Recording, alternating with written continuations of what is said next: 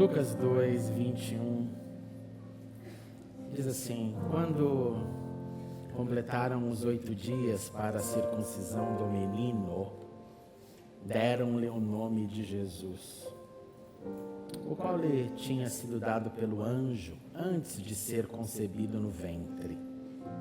Então, quando completou o tempo da purificação deles, de acordo com a lei de Moisés, José e Maria o levaram a Jerusalém para apresentá-lo ao Senhor. Como está escrito na lei do Senhor, todo primogênito do sexo masculino será consagrado ao Senhor. Oremos uma vez mais. Continue conosco, Santo Deus. Abra o nosso entendimento, dê-nos atenção devida e fale conosco, pois nós consagramos o nosso ouvir, este púlpito, que possa nos alimentar durante todo esse ano, Senhor. Nós oramos e esperamos, e tudo isso fazemos em nome de Jesus. Amém e amém. Você pode se sentar. Nós iniciamos a nossa série nesse início de ano, nesse mês de janeiro, dando continuidade no nosso calendário litúrgico, que é o aprendizado sobre a vida do Senhor de uma maneira cronológica. E é imprescindível estudar a vida de Jesus de maneira cronológica, porque o contrário disso nos coloca numa posição de perder os eventos da vida de Jesus. Aí Jesus fica como se fosse um quebra-cabeças de imagens deslocadas. E isso não colabora para o nosso aprendizado. É por isso que essa série, que já virou tradição aqui na igreja, se chama Depois que Jesus Nasceu. Porque nós não vamos parar com a narrativa do Natal, celebramos o Natal, ele nasceu, comemos, engordamos, celebramos e aí acabou. Não, porque depois que ele nasceu, há eventos importantíssimos. Então a minha oração e sugestão é que você anote. Quer ficar com o seu telefone na mão para anotar, fique. Quer assistir de novo durante a semana, faça. Mas faça um combinado com você mesmo de que esse ano você vai memorizar essa cronologia de eventos da vida do Senhor Jesus. De novo, que não vai ficar só uma pincelada aqui, ali, não. E nós fazemos essas pinceladas, elas são boas, elas nos ajudam. Constantemente eu dou aqui essas dicas, essas ordens. Mas eu queria te encorajar para você ir além, Então, nós começamos no Advento, nós começamos com as profecias, nós começamos com os personagens, nós começamos com a Natividade, e agora essa série é a ligação entre esse Advento e a Natividade até a Quaresma, até os 40 dias que antecedem ali na Semana Santa, a sua paixão, a sua morte, a sua ressurreição, seguidas dos 40 dias de aparições, quando nós então chegaremos em Pentecostes. Então vamos lá, vamos aprender sobre este aqui, nos lembrando então das grandes tríades, as grandes colunas que nos guiam nesse entendimento. Esse Jesus, ele nasceu, ele viveu entre nós, ele morreu, ele ressuscitou e ele voltará. Viu como você já esqueceu? A gente falando em língua, assim, no lábio. Ele nasceu, ele viveu entre nós, ele morreu, ele ressuscitou e ele voltará. Nós precisamos saber quem ele é. E a ausência desse conhecimento tem gerado discípulos mal informados, mal fundamentados, e isso desenvolve uma religiosidade de usuários da fé. O usuário da fé, ele não quer ter cronologia, ele não quer ter conhecimento, porque ele só usa. Ele vem para a igreja para ouvir uma palavra que ele está orando para que Deus fale só com ele. E quando Deus não fala com ele especificamente, ele sai meio frustrado da igreja. porque ele não entende o geral, ele não entende o que Deus está fazendo para hoje na minha vida, ou hoje o que eu estou ouvindo, que é para amanhã, ou para daqui a um ano, ou para o futuro. Então, nós queremos construir uma espiritualidade, e aqui eu quero te dar inicialmente mais 4 pontos, além desses 5 que nós já falamos. O ponto é que essa espiritualidade de 2026, na nossa continuidade como discípulos, nós precisamos nos lembrar que essa espiritualidade é desenvolvida quando? Primeiro, nós falamos. Segunda, quando nós escutamos. Terceiro, quando nós aprendemos, estudamos. E quarto, quando nós vivemos. Decoraram? Fale para quem está do seu lado os 4 pontos então, vai lá. Agora você já vai perceber se você está atento ou não. Você está só me olhando com uma cara passiva. E eu quero tornar o teu brain ativo. Nós falamos, nós escutamos, nós aprendemos estudando e nós vivemos. Nós falamos através da oração.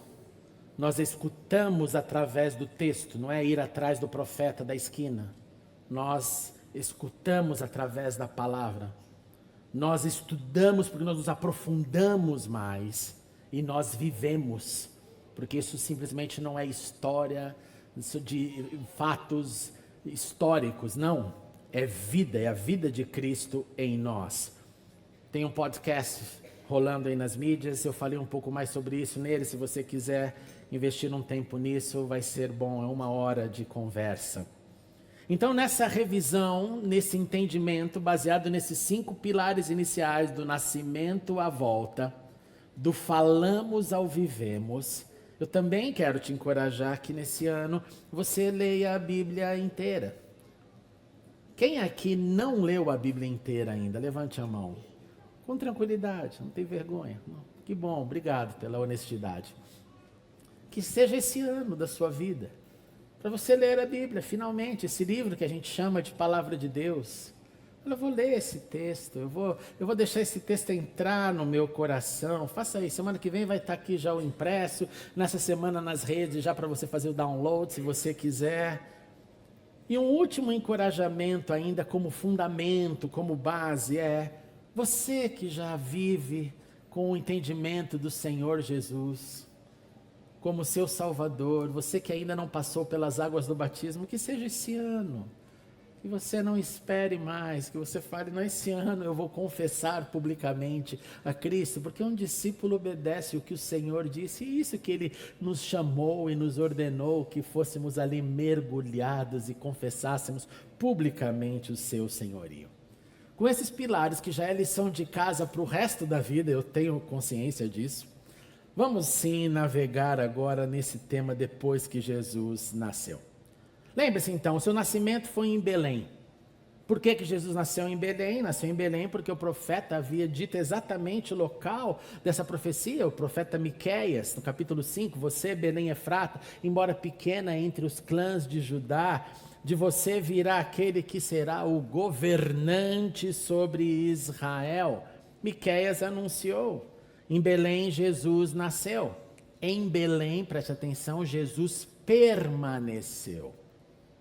Quando então se completaram os 8 dias para sua circuncisão, tiveram que esperar, porque assim era o que a lei instruía, 8 dias, no 8º dia, o texto diz, deram-lhe o nome de Jesus, porque nessa tradição o nome só é revelado publicamente do menino no dia da circuncisão.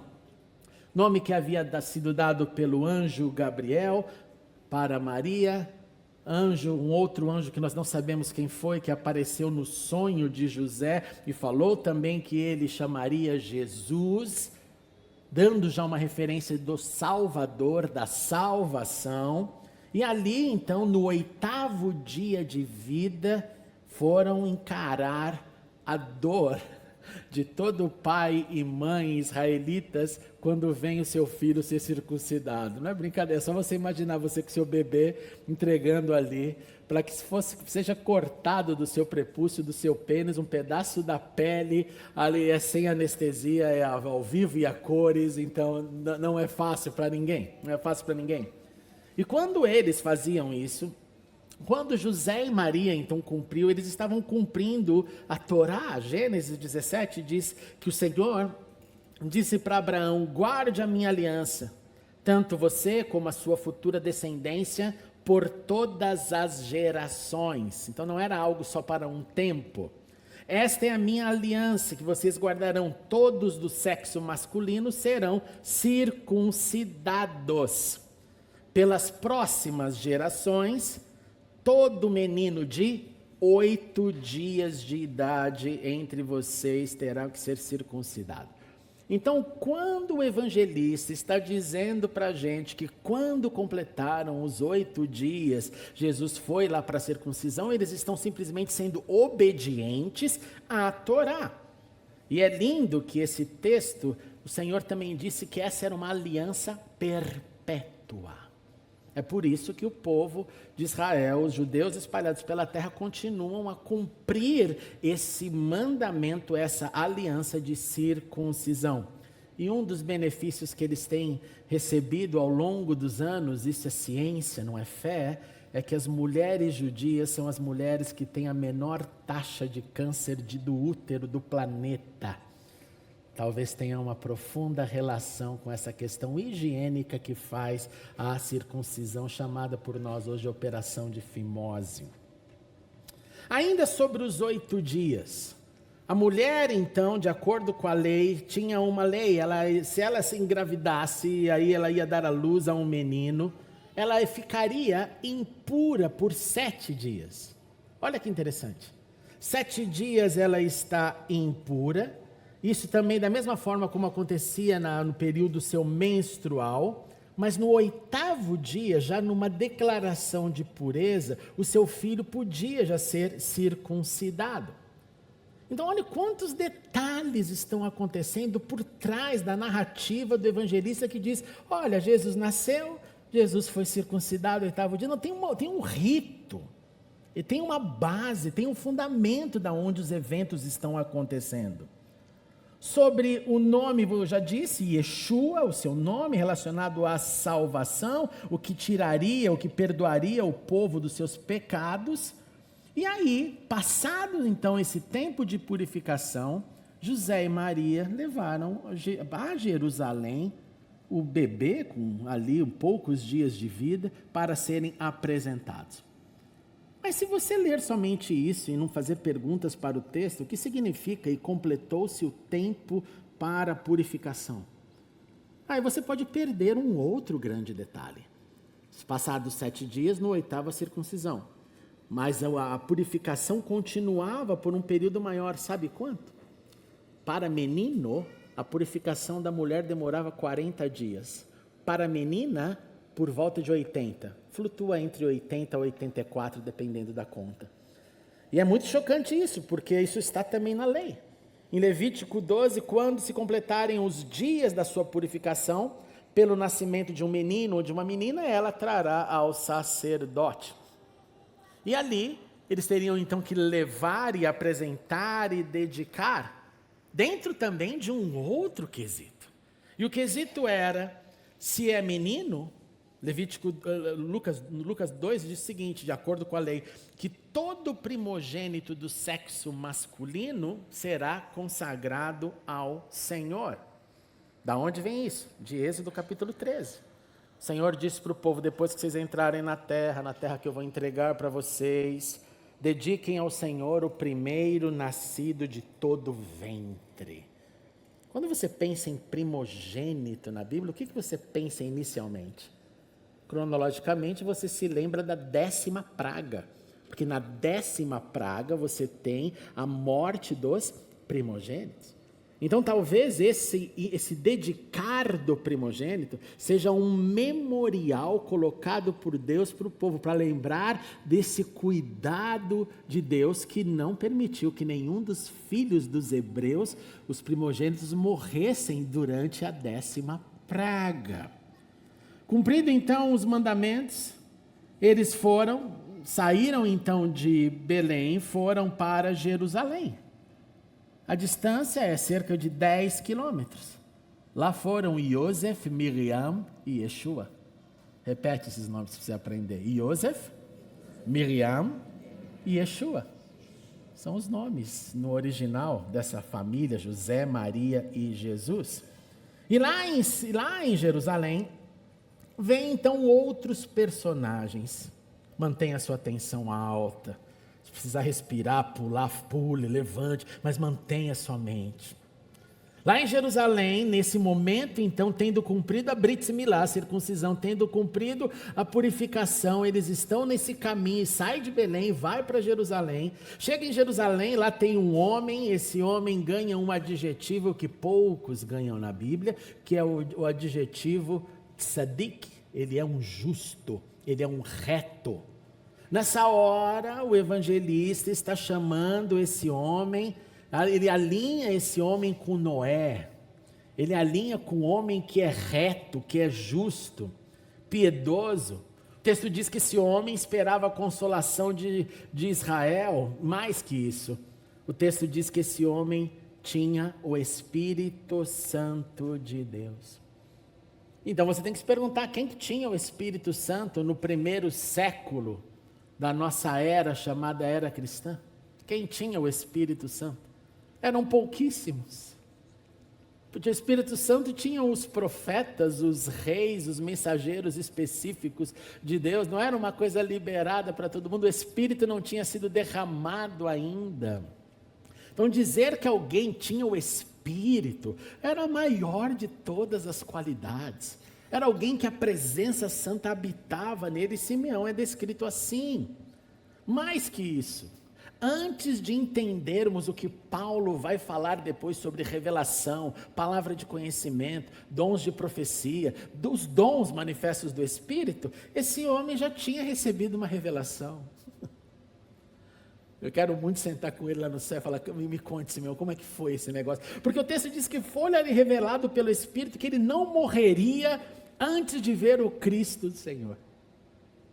Como foi que ele recebeu essa mensagem? Nós não sabemos, mas ele guardava aquela fala: eu vou ver o Messias, eu não morro antes de ver o Messias. É muito bonito, mesmo num momento triste, quando você chega em alguns funerais e ouve isso, né? Eu orei por ela, eu orei por ele tantos anos, eu sabia que o Senhor ia salvá-la antes da morte. Pessoas que se apegaram nessas certezas de que o Senhor toca, de que o Senhor se revela. A revelação dele não era sobre morte, era sobre vida, ver a chegada do Messias de Israel. É lindo porque quando você vê um outro profeta falando sobre essas revelações que Deus traz à terra, Amós, no capítulo 3, verso 7, diz: certamente o soberano Senhor não faz coisa alguma sem revelar o seu plano aos seus servos. Quem são os seus servos? Amós responde: os profetas. Movido pelo Espírito, ele foi ao templo. Ele não sabia que era aquele dia, ele foi ao templo, movido pelo Espírito. Quando os pais trouxeram então Jesus para cumprir a lei, Simeão está lá. E Simeão é quem toma nos braços. Simeão segurou aquele bebê. Se a conta foi exata, no 48º dia, 8 para a circuncisão, mas os 40 finais da purificação. Alguma coisa nessa casa de dias. E segurando ali o bebê, ele disse: ó soberano, como prometeste, agora sim, agora o Senhor pode me despedir. Agora o Senhor me despeça em paz, pois os meus olhos já viram a tua salvação. Eu esperei, eu criei, agora eu vi, peguei nos braços, agora eu posso partir. É interessante, se Deus perguntasse para você, até o que você quer ouvir e ver antes de morrer, o que você diria? Geralmente, nós pediríamos no último dia que ainda tivesse mais um. Primeiro eu quero ver meus filhos, depois eu quero ver meus netos, depois eu quero ver meus bisnetos, depois eu quero ver o meu neto, o meu filho formado, o meu neto formado, o meu bisneto formado, depois eu quero... A gente não para, porque é nosso desejo de vida, a nossa lista é chocante. Esse homem cheio do Espírito fala, tá bem. Eu já vi agora o prometido das nações. A sua mente, a sua alma já está conectada com a eternidade. Porque não dá nenhuma curiosidade enorme, Senhor, deixa eu ver ele agora assumir o poder. Ô Senhor, deixa eu ver agora, porque é um bebê, deixa eu ver, pelo menos uma pregação. Deixa eu ver os milagres que ele vai fazer, como ele vai libertar Israel. Senhor, não, Senhor, o Senhor cumpriu a sua palavra, eu estou pronto para partir. Os meus olhos já viram a tua salvação, e agora vem uma bomba. Verso 31. Que essa salvação que o Senhor preparou à vista de todos os povos, verso 32, luz, como nós cantamos, luz para revelação aos não-judeus, gentios ou nações. Luz, esse é a luz, esse é a salvação. O Senhor preparou, ela chegou.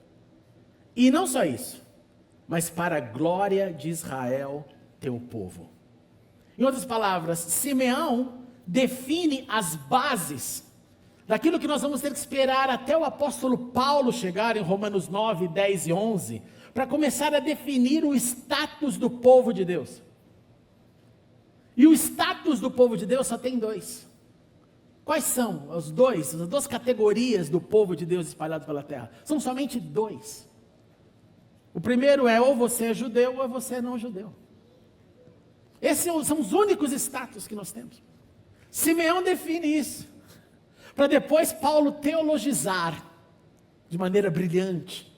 Mas esse homem cheio do Espírito entende, não, é luz para o gentio, é glória para o povo, é aqui começa a unidade daqueles que esperavam, dos que não esperavam, daqueles que sabiam, daqueles que não sabiam nada. Daqueles que liam as profecias e falavam, nós esperamos, e daquele que estava no templo de Afrodite, e que foram ali iluminados pelo Senhor, e saíram do paganismo para seguir o Filho de Deus, Deus encarnado, Deus entre nós. É lindo você ver esse entendimento que vem através do Espírito, que também linka com o que você vai ter que chegar lá no livro de Apocalipse, no capítulo 7 e 9, João escreveu o seguinte, eu olhei e eu vi uma grande multidão que ninguém podia contar. De quem? De todas as nações, tribos, povos e línguas. Eles estavam diante do trono e do Cordeiro com vestes brancas e folhas de palmeiras nas mãos. E eles clamavam, a salvação pertence ao nosso Deus que está sentado no trono e ao Cordeiro. De volta ao templo, o pai e a mãe do menino admirados com o que está acontecendo. Talvez Maria uma vez mais associou aqui, caramba, quando ele nasceu vieram aqueles pastores, falaram aquilo. Os eventos estão acontecendo, as confirmações estão acontecendo. Agora vem esse homem e fala, isso mesmo, é o Salvador que chegou e nasceu. Simeão abençoou, mas aí ele olhou para os olhos da mãe Maria e disse, olha Maria, só tem um detalhe, escute isso com atenção, este menino está destinado a causar a queda e o levantamento de muitos em Israel. Esse menino está destinado a ser um sinal de contradição, de modo que os pensamentos do coração de muitos sejam revelados. Esse menino vai trazer uma contradição, porque um dia ele vai crescer, ele vai chegar assim, em alto e bom som, e vai dizer o seguinte, eu sou o caminho, a verdade e a vida, ninguém vem ao Pai senão por mim. E o mundo vai dizer, não, todos os caminhos levam até Deus. Esse menino vai dizer, eu sou o único intermediador. O mundo vai dizer, não, tem outros também que você pode acessar. Esse menino vai dizer, olha, essa é a fé, esse é o arrependimento.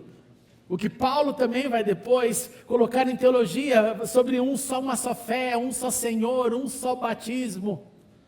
Ele vai causar tudo isso.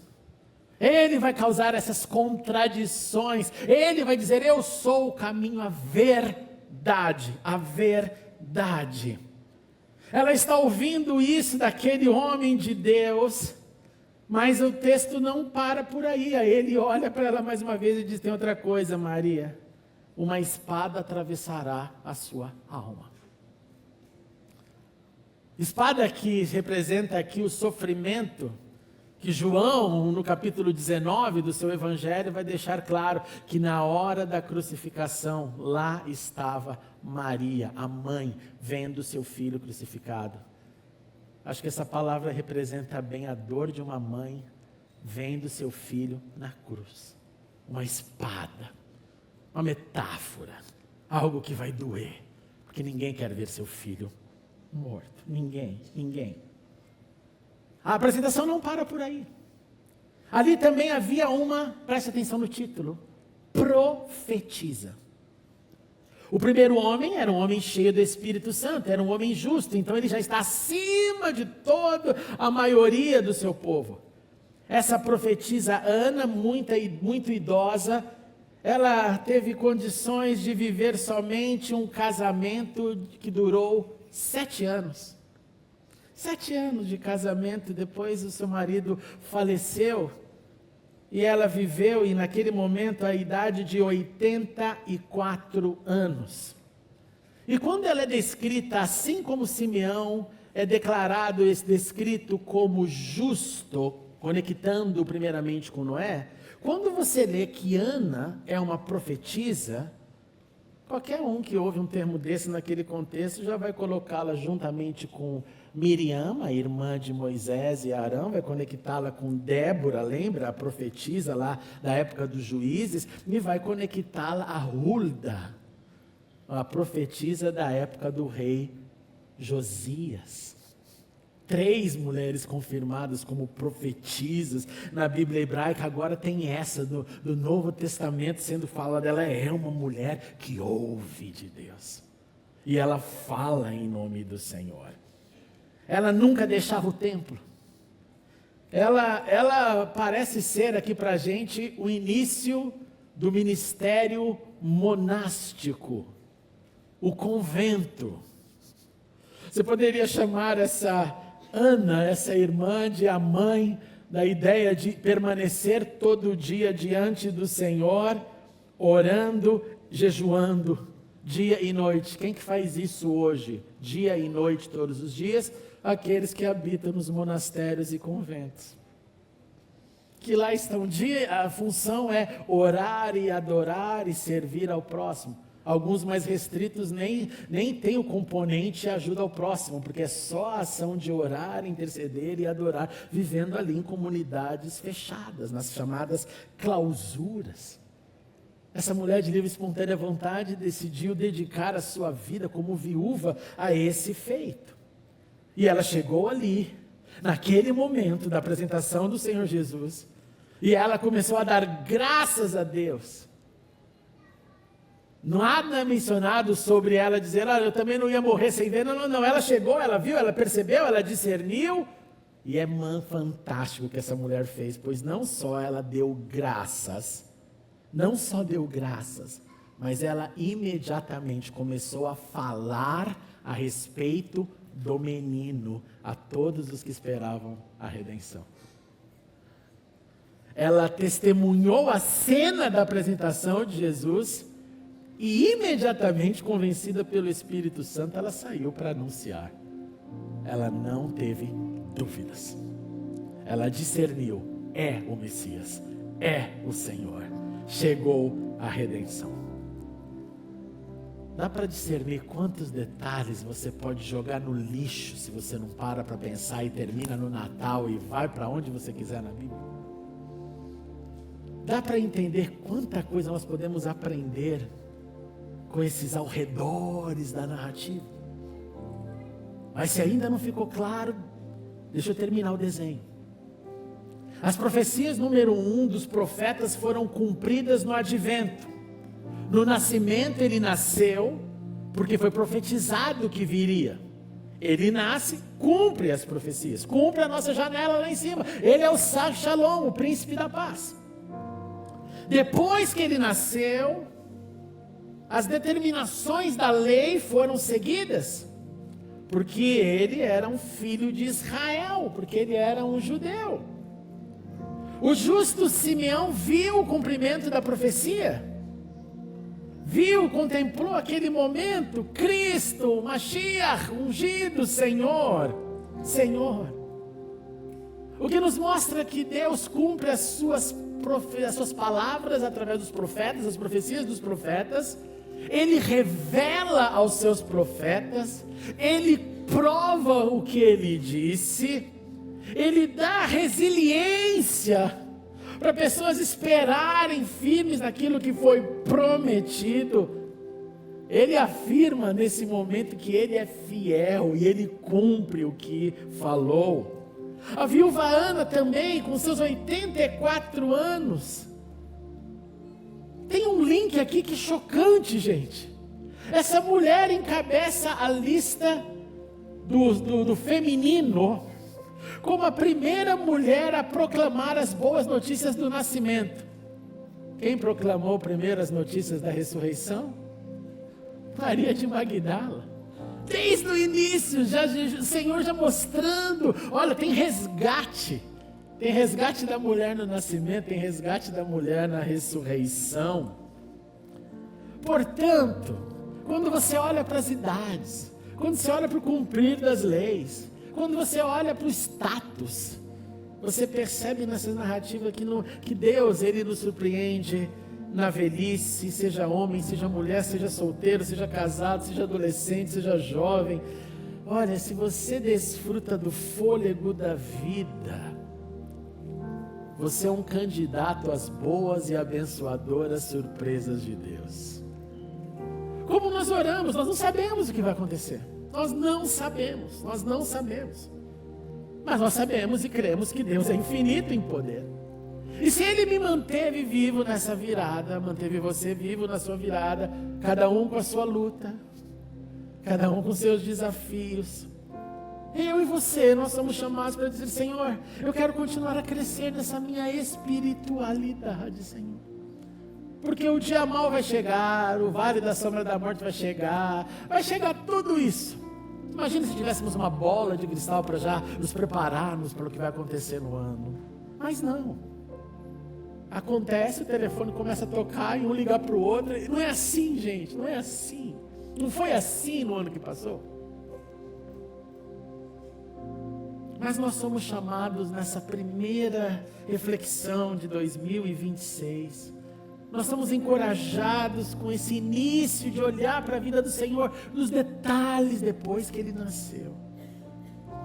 E aqui concluo relembrando o encorajamento para todos nós falarmos mais com o Senhor. Fale mais com o Senhor em 2026. Ore mais. Ore mais. Deixa a tua agenda provar a sua oração. Ore mais. Eu sei que eu e você oramos andando, dirigindo, falando, a gente faz isso, está tudo bem. Mas vamos separar o sagrado tempo da oração.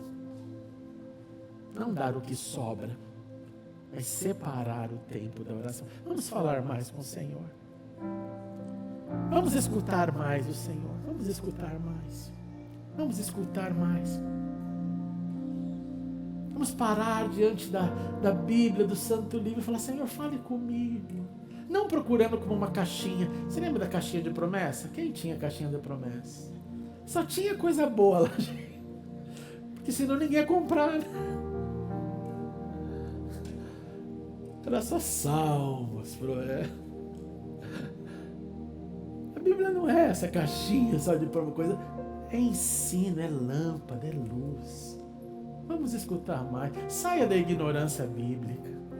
Saia da ignorância bíblica. Você é livre para aprender. Aprenda mais, estude mais, internalize mais. E por último, vamos viver mais o que temos aprendido. Vamos viver mais. Vamos nos tornar uma comunidade, pessoas, seres humanos que têm mais misericórdia, mais amor, mais fé.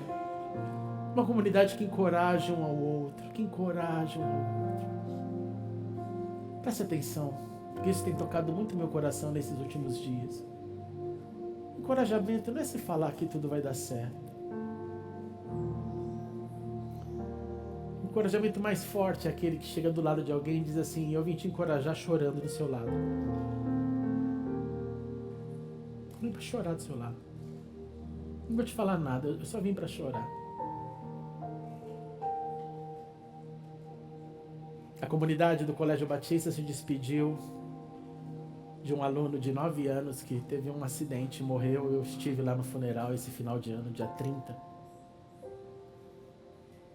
E quando eu me assentei ali, depois de abraços e choro e consolo, eu fiquei orando. Eu falei: Senhor, eu só quero interceder por essas pessoas que eu não conhecia. Eu só quero orar e orar de novo. Sabe quando você ora até esgotar, que você não tem mais nada o que falar? Você não consegue mais falar mais nada. Eu falei: Senhor, mas eu ofereço aqui o meu choro. Porque terminar um ano se despedindo de um filho de 9 anos é a inversão da ordem natural das coisas, onde filhos enterram seus pais e não pais enterram seus filhos. E o Senhor foi ministrando no meu coração isso que eu estou dizendo para vocês, encorajamento. Por isso que eu tenho meu pavor desse negócio de a gente decepa lá o ser humano com um verso bíblico. Às vezes é só uma lágrima, é só um abraço, é só falar: olha, deve estar difícil, mas que o Senhor te fortaleça.